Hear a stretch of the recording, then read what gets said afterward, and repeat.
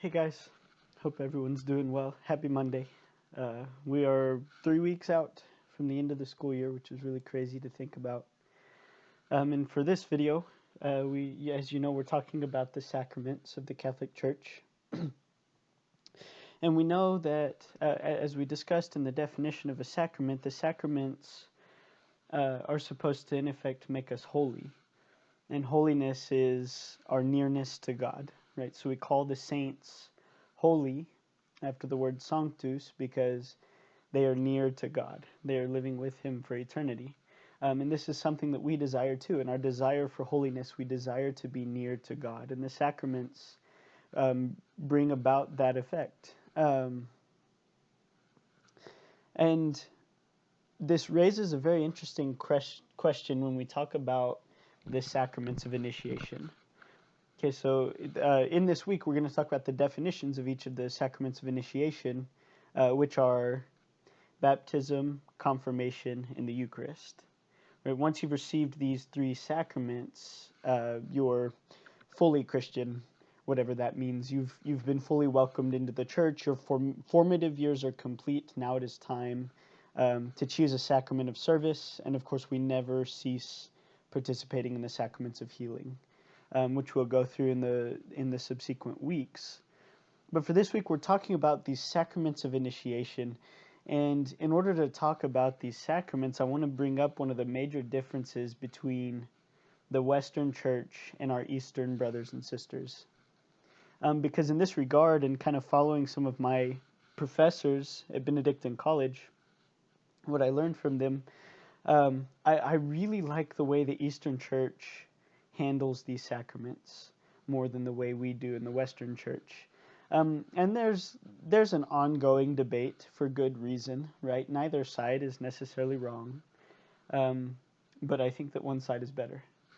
So, as you know, the way the Western Church practices these sacraments is you are baptized as an infant, then you usually receive the Eucharist in second or third grade. You're reaching the age of reason, you can kind of understand what it is you're receiving.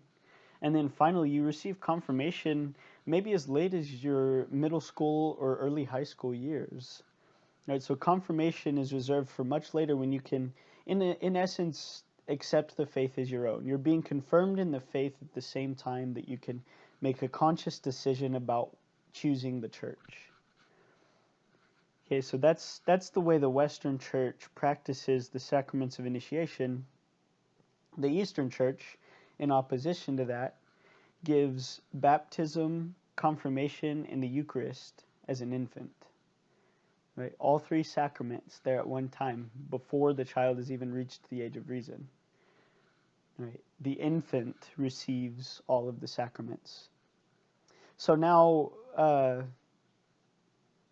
I suppose I'm offering my opinion as a side of the argument. It doesn't mean that it's 100% correct or what you must follow, but I'm just offering a side of the argument so that you can see why I think in that way. I think that the Western Church has the weakness of a misunderstanding of grace. Okay, now grace is grace no matter when you receive it. Right? Grace is grace when you're in the 7th grade as well as when you're an infant. Grace is grace, right? What is grace? Grace is the power of God bringing us near to Him. So it's the power of God making us holy. That's what happens when we receive grace. And grace is primarily poured through the sacraments. Okay, so the idea of the Western Church is that you should know what you're receiving before you receive it. I think that's a load of baloney, right? The Western Church puts an emphasis on catechesis, on the teaching of the faith, and I think that in that, the Western Church is correct. In that, the Western Church is spot on in that learning your faith and catechesis, understanding the teachings of our church better is a lifelong process.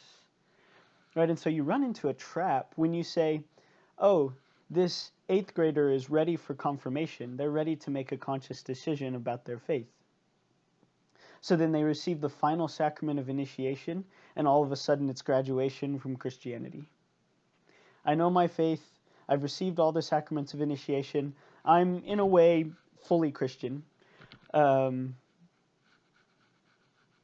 don't like it. Right? It's not time to graduate from your faith, and there's no way in the world that learning your faith should end after you've received the sacrament of confirmation. Okay, so the sacraments are not opportunities to continue learning your faith. Continuing to learn your faith is something that happens every single day of your life, and that's essential. Okay, so the reason I like the Eastern Church so much better is because if grace is grace, whether you receive it when you're an infant or when you're 13 years old, then the more grace, the earlier, the better. The more grace you receive the earlier in your life, the better you are. Okay, and so why do I say that the Western Church has a misunderstanding of grace? I think it's a misunderstanding of grace because we don't choose grace. We choose to open our hearts and accept it, right? We can freely reject grace, but we don't choose when we get to receive grace and how much. That's not up to you, right? Grace is a gift freely given. The word we use for that is gratuitous. Grace is gratuitous. It's a gift that is given with no merit, no choice on your part, nothing that you've done to earn it. Grace is just freely given simply because God loves. Right? God loves you, therefore grace. Okay, so why postpone the sacraments of initiation until you're 13 or 14? The more grace, the earlier, the better. Receive the sacraments as an infant so that you have that much grace to take on your faith, to spread that faith, to make your faith your life, to allow it to infiltrate your heart so that's the way that you act in day-to-day living. Right, so I understand that the Western Church wants you to continue learning your faith. That's why we have faith formation. That's why we have catechesis, and usually kids will go through confirmation, and then the only adults that continue in catechesis are the ones that are interested. Right, whereas in reality, catechesis and the sacraments shouldn't be quite so nearly connected, because the sacraments are for the reception of grace and the growth in holiness. Catechesis is a lifelong process. It never ends, right? And the sacraments aid us in our catechesis. They aid us in our faith. So why not receive it early? If you guys have some arguments against me, I'm really interested to hear them. If you guys agree, great. We'll continue the discussion. No matter what, I hope that you guys will see the sacraments as a greatly dignified gift of God's grace, drawing us near to Himself, so that He can love us and we can love Him for eternity. Right? That's what the sacraments are for, no matter when you receive them.